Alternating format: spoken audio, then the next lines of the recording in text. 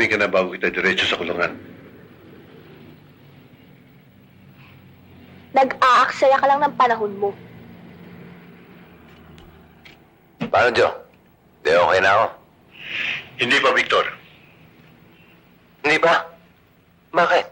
Kinakailangan umamin muna si Candy kung saan nagtatago si Don Piping. Ba't ganon? Candy, parang awa mo na ako.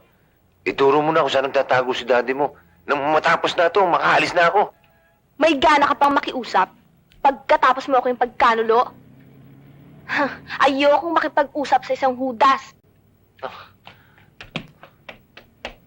Estas, paano yan? Ay makipag-usap ni Magdalena sa akin eh. Hoy, Barabas, pag ito hindi umamin, sabit ka.